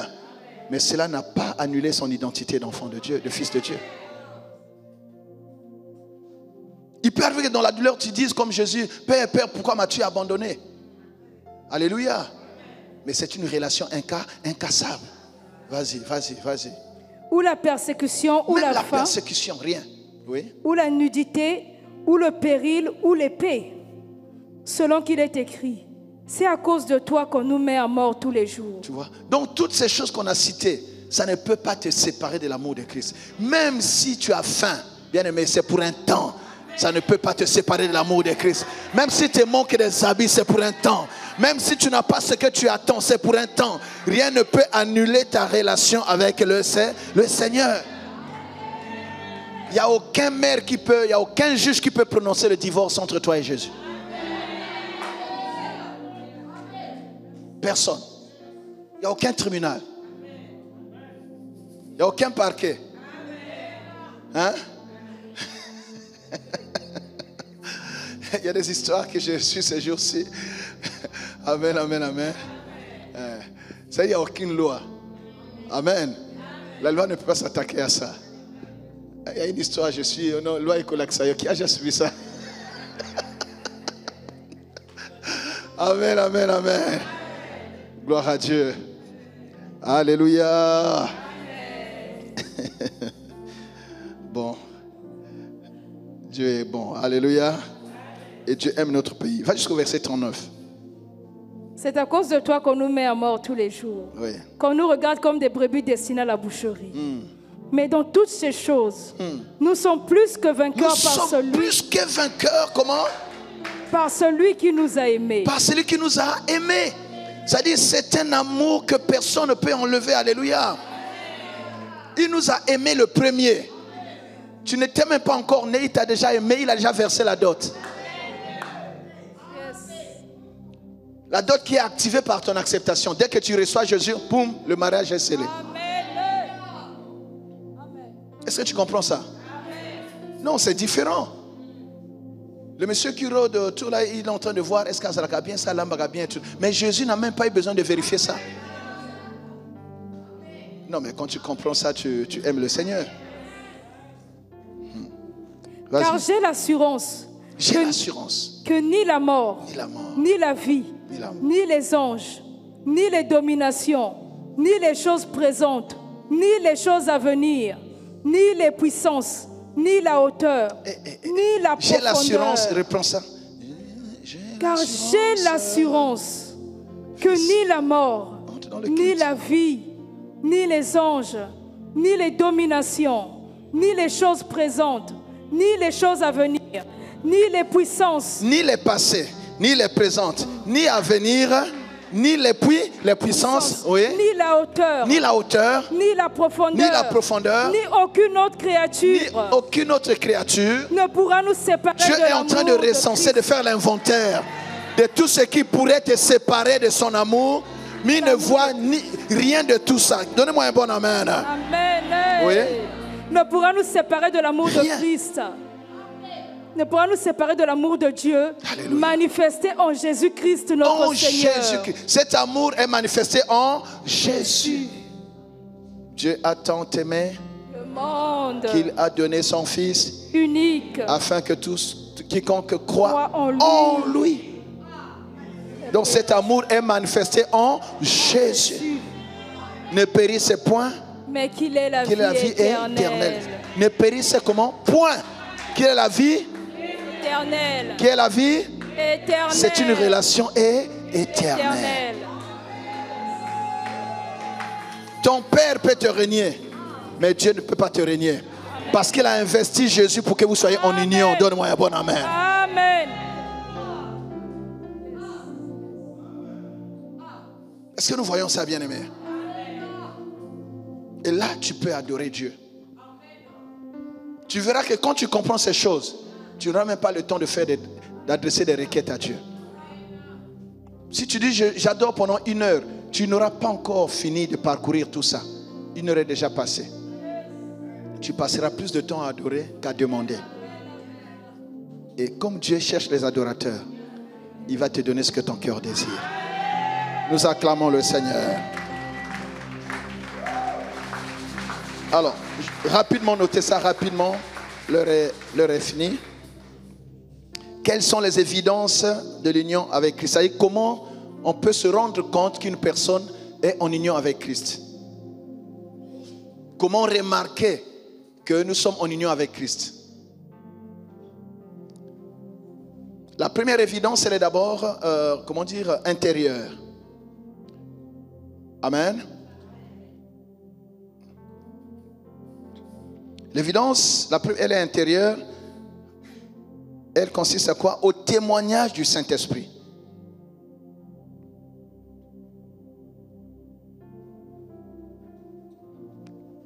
Il faut retrouver ça dans Romains 8.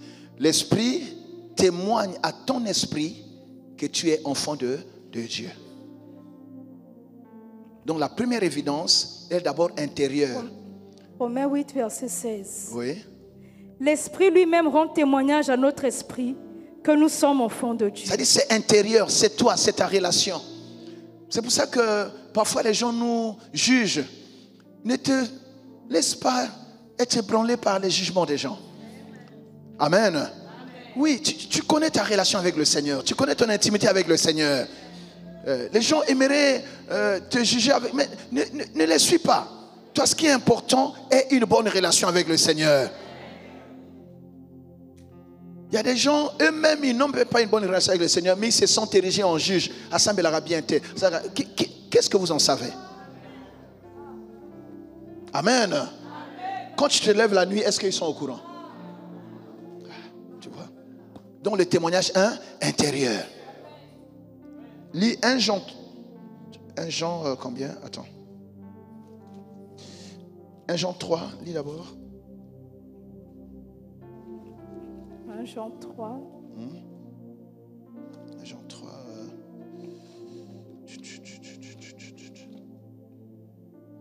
Dis Seigneur, aide-moi. Seigneur, aide-moi. 1 Jean 3, verset 24. 1 Jean 3, verset 24. Celui qui garde ses commandements demeure en Dieu, et Dieu en lui. Et nous connaissons qu'il demeure en nous par l'Esprit qu'il nous a donné. Amen. Donc c'est intérieur. C'est comme ça qu'on a l'assurance du salut. Et quand ta relation avec le Seigneur a un problème, tu le sais par le témoignage de l'Esprit à ton esprit, à toi. Tu n'as pas besoin qu'on te dise voilà ce que tu as fait. C'est vrai que la parole peut juste t'aider à prendre,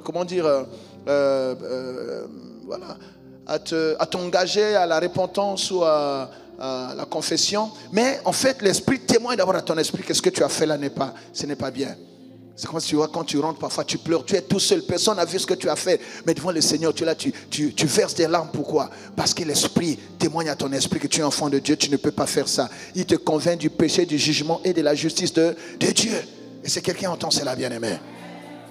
Gloire à Dieu. Alors, deuxième évidence, elle est externe maintenant. Comment les gens du dehors peuvent se rendre compte que nous sommes en union avec le Seigneur? C'est par l'obéissance à la volonté de Dieu et au commandement de Dieu. On reconnaît un arbre par ses fruits. Et on saura que tu es en union avec le Seigneur si tu es capable d'obéir à sa volonté. Si tu es capable d'obéir à sa parole. Amen. Oui. Prier, tout le monde peut prier. Mais l'authenticité de ta relation, c'est-à-dire si on doit authentifier ta relation, on va le vérifier par ta capacité à obéir à la volonté de Dieu et à la parole de Dieu. Jésus à Gethsémane, il s'est plaint, il était angoissé et tout, il a même pleuré. Mais comment ça s'est terminé? Père, toutefois, non pas ma volonté à moi, mais ta volonté. Un enfant de Dieu, il finit toujours par donner raison à Dieu. Il obéit à la parole de Dieu. Alléluia. Il se soumet à Dieu, même quand ça fait mal. Et c'est là que le monde nous attend. C'est là qu'on aura la preuve que nous lui appartenons. Alléluia. Que le Seigneur nous donne la force de lui obéir. Qu'il nous donne la force de résister au diable. Qu'il nous donne la force de résister à la tentation. La tentation est là tous les matins à nos portes. Le diable nous sert plein de choses, bien aimés. Il nous présente des choses, mais un enfant de Dieu, c'est celui qui sait résister au diable. Et tu te soumets à Dieu. Amen. Et ça, il faut prier par rapport à ça. Il faut jeûner même par rapport à ça. Avoir la force, l'autorité. Je dirais, il faut être résilient. Même quand le diable te pousse à bout, tu dis, voilà, je ne vais pas lâcher. Je ne vais pas lâcher. Jusqu'à la fin, je vais tenir. Amen, amen, amen.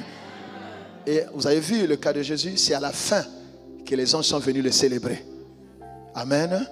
Les anges sont venus le célébrer, l'encourager. Olongi, Olongi, Olongi, Olongi. Tu n'as pas trahi le Père, tu n'as pas trahi le Père. Il y a une fête au ciel, bien-aimés, quand nous avons triomphé de l'épreuve. Il y a une fête au ciel quand nous sommes sortis tête haute de la tentation. Amen, amen, amen. Voilà pourquoi le Seigneur dit, veillez et priez, afin que vous ne tombiez pas dans la tentation.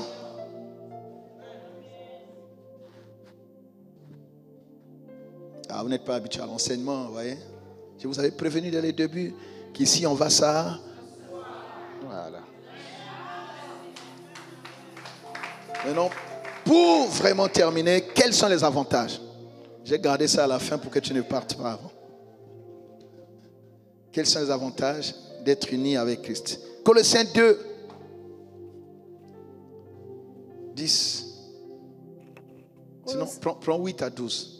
Colossiens 2, 8 à 12.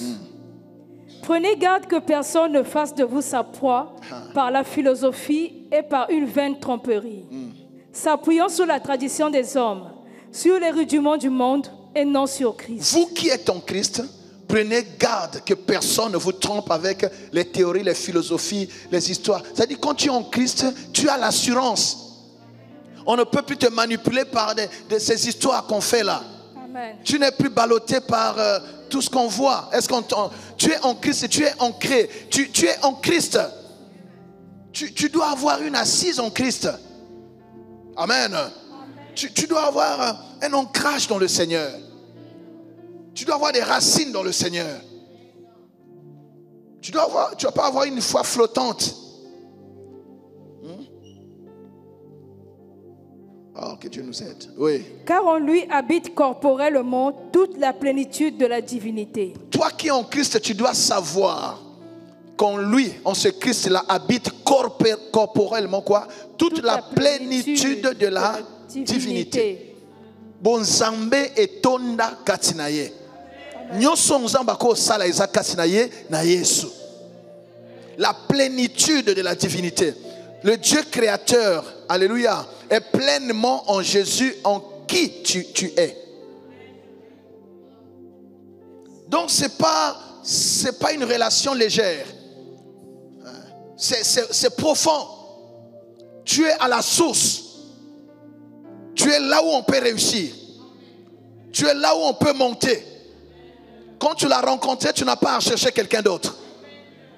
Quand tu as découvert sa porte, tu n'as pas à frapper à une autre porte. Car en lui réside la plénitude de la divinité. Tout est en lui. Tout a été créé par lui et pour lui. Est-ce que quelqu'un entend cela, bien-aimé? Vas-y. Vous avez tout pleinement en lui. Alors parce qu'en lui réside toute la plénitude de la divinité, c'est ainsi que vous avez tout. Tout. Le ciel en lui. La terre en lui. Le travail en lui. Les enfants en lui. La richesse en lui. Parce qu'il t'a déjà donné le salut. Qu'est-ce qu'il ne peut pas te donner? Cherchez premièrement. Maintenant, si tu as déjà le royaume, pourquoi on doit te refuser le reste? Vous avez tout pleinement en lui, qui est le chef de toute domination. Vous avez tout pleinement en lui. La paix en lui. Le repos en lui. La guérison en lui. La joie en lui. La victoire en lui. L'élévation en lui. L'essentiel est d'être en lui. Les deux pieds. Les deux pieds. Et là, quand il agit, on sait que c'est lui qui agit. Voilà. Ce n'est pas des trucs, non. On est en train de célébrer Dieu alors que la nuit, tu as commencé par les cimetières. On t'a enfermé dans une forêt, tu es là.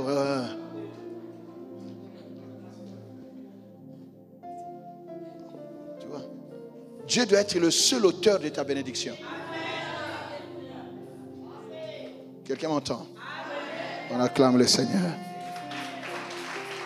Vous avez tout pleinement en lui. Qui est le chef de toute domination. Qui est le chef de toute domination. Et de toute autorité. Et de toute autorité. Wow. Et c'est en lui que vous avez été circoncis. D'une circoncision que la main n'a pas faite. Il faut lire ça avec intelligence. Si tu as un chef, lui il est au-dessus de ce chef-là. C'est le chef qui nomme. Dieu le contrôle. Il est au-dessus de toute domination et de toute autorité. On a tout pleinement en Jésus qui est le chef de ton chef, le chef de donc il peut ordonner signe à co-signer.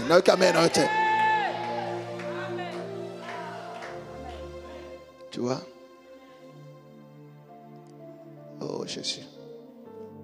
Alors, notez rapidement, on va finir. Donc les avantages. Premier avantage, Identification complète avec Christ dans son œuvre rédemptrice. On s'identifie à lui complètement. On est crucifié avec lui, donc on est mort avec lui, on est ressuscité avec lui et on vit avec lui.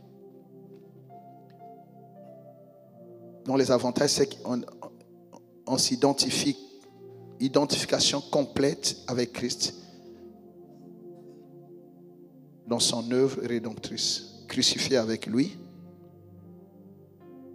C'est comme ça que Paul pouvait dire dans Galates 2, verset 20, si je vis, ce n'est plus moi qui vis, c'est Christ qui vit en moi. Identification complète avec Christ dans son œuvre rédemptrice.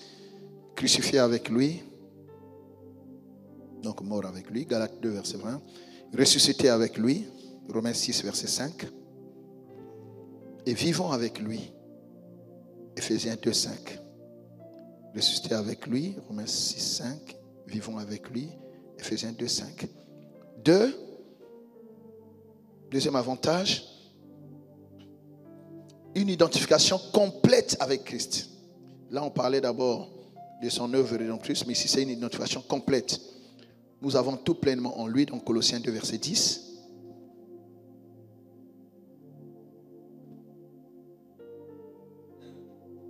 Donc en lui, nous avons tout pleinement. Personne ne peut te refuser quoi que ce soit. Quand tu arrives, tu dis j'ai tout pleinement. Nazana visa oyo en Jésus. J'ai ce voyage en Jésus. J'ai ce travail en Jésus. Ça m'est donné en Jésus. Parce qu'il est écrit j'ai tout pleinement en lui, qui est le chef de toute domination et de toute autorité. Je soumets toutes ces personnes à l'autorité de Jésus. Je soumets tous ceux qui signent à l'autorité de Christ. Est-ce que quelqu'un entend cela? Maintenant, tu pries comme ça, avec les versets. Tu vas voir combien ça va être efficace. Même si on te promet que ton papier est déjà, comment dire, la note est préparée, et Zozelakasi, signature, il faut prier. Parce que dès qu'on fait ça, les autres là-bas aussi, ils montent dans leurs hôtels. Ils sont en train d'agiter, de voir les nganga et tout. Mais toi, tu agites la parole de Dieu. 3. Troisième avantage, toutes sortes de bénédictions. Dans le troisième avantage, en Jésus, nous avons l'union avec Christ, nous donne droit à toutes sortes de bénédictions. Éphésiens 1, verset 3.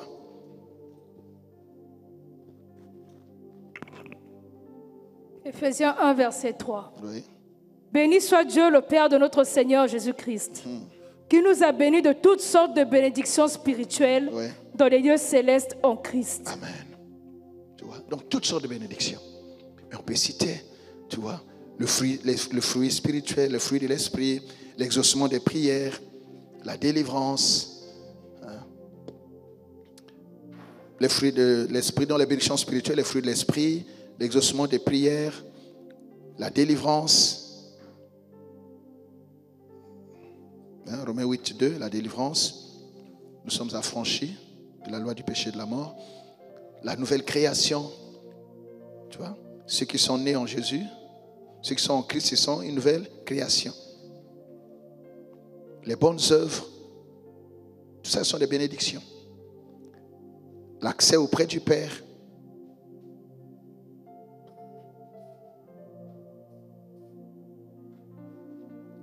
La justice. La sagesse. Le pardon des péchés, la repentance, la sanctification.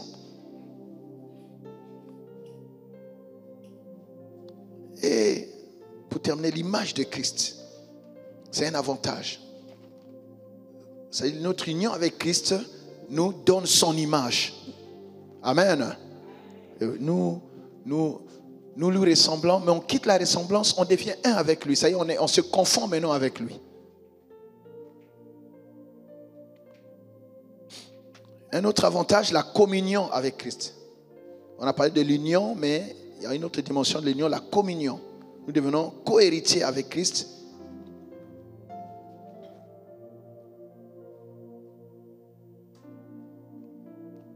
Il nous partage sa sainteté, il nous partage sa justice, il nous partage, c'est-à-dire on est co avec lui.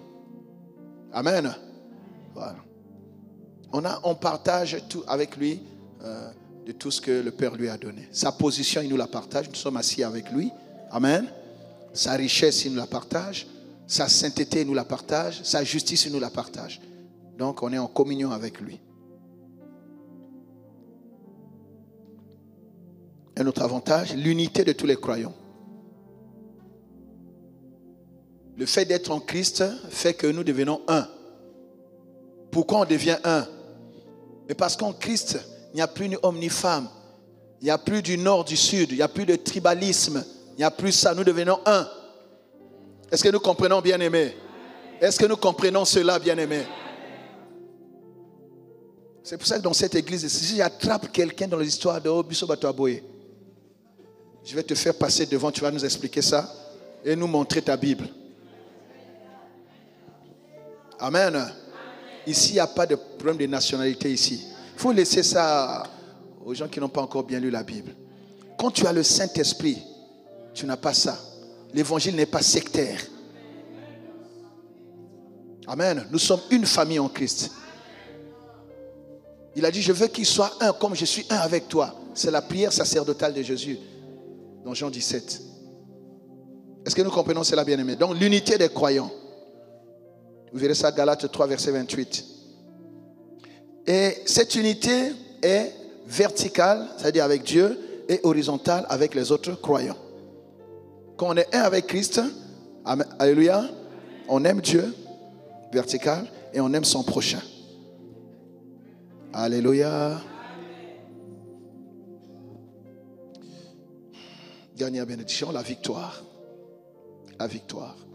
2 Corinthiens 2, 14. Gloire soit rendue à Dieu qui nous fait toujours triompher en Christ. Alors, de façon pratique, quelle est la valeur de l'union avec Christ? De façon pratique, je conclus, quelle est la valeur de l'union avec Christ? Le croyant ou le chrétien qui comprend son union avec Christ, il devient inébranlable. Quand tu es avec Christ, tu es inébranlable dans ta foi. On peut t'attaquer, mais tu ne céderas pas. Tu n'abandonneras pas. Donne-moi un bon amen. Parce que Christ est ton rocher, il est la pierre angulaire. Tu bâtis ta vie chrétienne sur Christ, pas sur les fables. Pas sur les légendes, mais sur Christ. Tu peux passer un temps de souffrance, tu n'abandonneras pas. Tu peux passer les épreuves, tu n'abandonneras pas. Rien ne peut mettre, bien-aimé, à mal ta relation avec le Seigneur. Quoi que tu vives, tu ne peux pas en arriver au point où non, j'abandonne la foi. Non, ce n'est pas possible. Donc celui qui est en Christ devient comment? Inébranlable. Celui qui est en Christ, il fait comment? Il se sanctifie. Tu ne peux pas être en Christ et rester dans la boue. Tu te sanctifies afin de plaire à Dieu. L'enseignement de la grâce, c'est l'enseignement qui doit nous pousser, bien aimé, à la sanctification. Rechercher la paix avec tous et la sanctification, sans laquelle personne ne verra Dieu. Alléluia. Alléluia. Tu vois?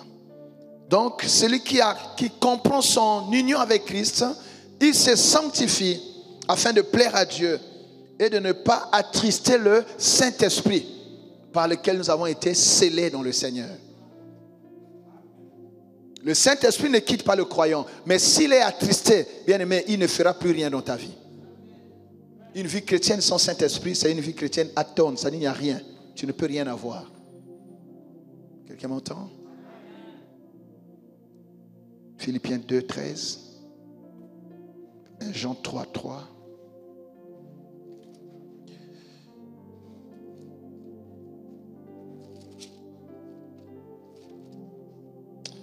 Voilà ce que j'avais. Sur la grâce et sur la sanctification. Écoutez ce que Tite dit. Tu peux trouver Tite? Tite 2, versets 11 à 13. Tite 2, 11 à 13. Car la grâce de Dieu, source de salut pour tous les hommes. La grâce de Dieu, source de salut. Je vous ai dit que la grâce était la source du salut. La grâce de Dieu, source de salut pour tous les hommes, oui. A été manifestée. A été manifestée. Elle nous enseigne à renoncer à l'impiété. Elle ne nous envoie pas dans le libertinage. Amen. La grâce nous enseigne à renoncer à l'impiété. Et aux convoitises mondaines. Et aux convoitises mondaines. Si tu as reçu la grâce, tu dois, comment dire, c'est quoi le verset qui est utilisé? Tu dois renoncer à l'impiété et aux convoitises. Amen. Oui. Renoncer à l'impiété et aux convoitises mondaines. Et à vivre dans le sec présent, selon la sagesse, selon la sagesse, oui. La justice et la piété. Alléluia. En attendant la bienheureuse espérance et la manifestation de la gloire du grand Dieu et de notre Sauveur Jésus-Christ. La grâce nous enseigne à renoncer à l'impiété et aux convoitises du monde. Donc la grâce n'est pas un ticket pour faire n'importe quoi. C'est pas parce qu'on n'est pas sauvé par les œuvres que nous devons faire n'importe quoi. Celui qui fait n'importe quoi en s'appuyant, en prétextant la grâce, il se moque de l'œuvre de la croix. Et c'est très dangereux de se moquer de l'œuvre de la croix. Alléluia. Alléluia. Romains 6 dit ceci, verset 1. Que dirions-nous donc? Demeurerions-nous dans le péché afin que la grâce abonde? Loin de là. Nous qui sommes morts au péché, comment vivrions-nous encore dans le péché? C'est-à-dire, le péché n'est plus ta vie. Le péché ne correspond plus à la position que Dieu t'a donnée en Christ. Le péché, je dirais même, le péché ne te mérite plus. Amen. Le péché ne te mérite plus. Le niveau où Dieu t'a mis, le péché n'a plus sa place. Dieu t'a tellement sanctifié que ça ne doit plus avoir de la place en toi. Quelqu'un dit Alléluia. C'est cela.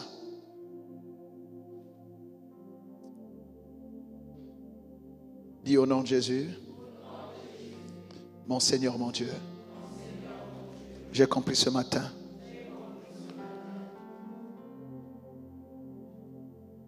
tout l'avantage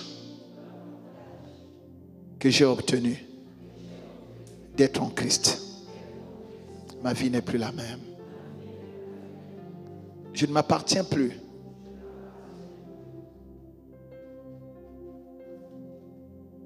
J'appartiens à Jésus. Mon corps est désormais le temple du Saint-Esprit et l'habitation de Dieu en esprit. Je veux vivre tous les privilèges, tous les avantages de l'union avec Christ. Je veux vivre détaché du monde et du siècle présent, mais attaché à Jésus, en union avec Jésus. Au nom de Jésus-Christ de Nazareth.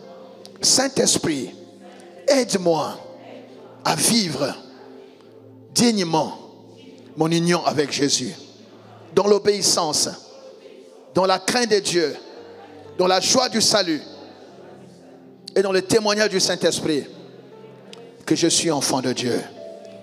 Merci Seigneur, parce que cette relation avec toi n'est pas une relation superficielle. C'est une relation intime d'épouse. Oui, je suis l'épouse de Christ. Je suis dans l'intimité du roi. Et la bonne nouvelle ce matin est que rien ne me séparera de l'amour de Jésus. Rien, ni nudité, ni tribulation, ni épreuve, ni souffrance, rien ne me séparera de l'amour du Seigneur. La bonne nouvelle, Seigneur, c'est qu'en toi, le chef de toute domination, de toute autorité, de toute puissance, j'ai tout pleinement. J'ai tout pleinement en toi. J'ai tout pleinement en toi, Seigneur. Au nom de Jésus. Car en toi réside la plénitude de la divinité. L'Éternel est mon berger. Je ne manquerai de rien. J'ai tout pleinement, Jésus. Je le proclame. Au nom de Jésus-Christ. Au nom de Jésus-Christ. Au nom de Jésus-Christ. Je suis en communauté avec l'époux. En communauté de biens. Communauté de richesse. Communauté de position. Communauté de sainteté. Je suis co-héritier avec lui. Il me partage sa position. Il me partage sa sainteté. Il me partage sa gloire. Il me partage sa joie. Il me partage sa justice. Il me partage sa santé. Au nom de Jésus. La maladie n'a pas de place dans mon corps. La mort n'a pas de place dans mon corps. Car celui qui a le Fils a la vie. J'ai le Fils, j'ai la vie. L'union avec Christ donne vie à ceux qui étaient morts. Si je vis, ce n'est plus moi qui vis. C'est Christ qui vit en moi. Au nom de Jésus. Christ en moi. L'espérance, l'assurance de la gloire. Au nom de Jésus. L'assurance du salut. L'assurance de la délivrance. Au nom de Jésus-Christ de Nazareth. Je revendique les bénédictions de ma position en Jésus. Je revendique les bénédictions de ma position en Jésus. La gloire de ma position en Jésus. Je revendique les avantages, les privilèges de ma position en Christ. Je suis en Christ. Plus rien ne peut être comme avant. Les choses anciennes sont passées. Je suis dans la meilleure alliance. Une alliance plus excellente. Et j'ai droit à la grâce. Une grâce plus excellente. Je marche de gloire en gloire, de victoire en victoire. Au nom de Jésus, je règne avec mon Dieu. Tout est sous ses pieds. Il a tout mis sous mes pieds aussi. Je marche sur mes ennemis. Je marche sur mes ennemis. Au nom puissant de Jésus-Christ de Nazareth. Plus rien ne sera comme avant. Plus rien ne sera comme avant. Je proclame mon union avec Jésus. Mon union avec Jésus. Ma vie est cachée avec Christ. En Dieu, la sorcellerie ne peut rien contre moi. L'envoûtement ne peut rien contre moi. La divination ne peut rien contre moi. L'occultisme ne peut rien contre moi. Au nom de Jésus, ma vie est cachée avec Christ en Dieu. Au nom puissant de Jésus. Toute maladie quitte mon corps, car mon corps est le temple. Mon corps est le sanctuaire de Dieu. La maladie part. Tout esprit impur, plie bagage et sort maintenant de mon corps. Au nom de Jésus. Élève ta voix, prie maintenant en battant les mains. Prie très fort.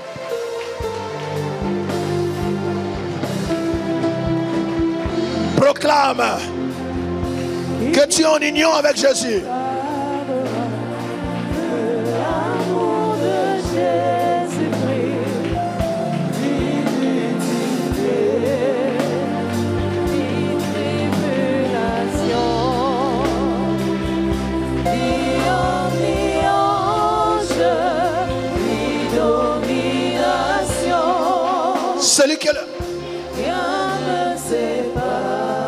Celui que le Fils a affranchi est réellement libre.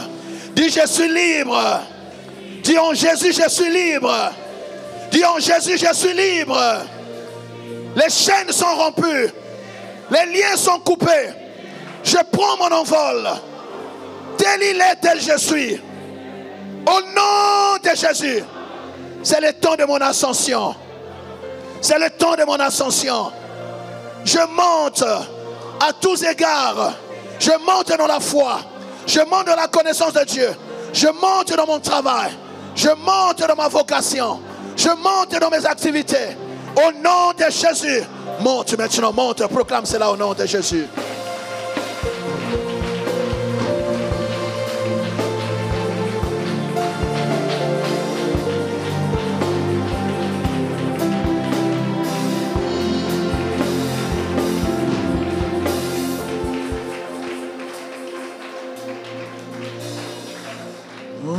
Quand je songe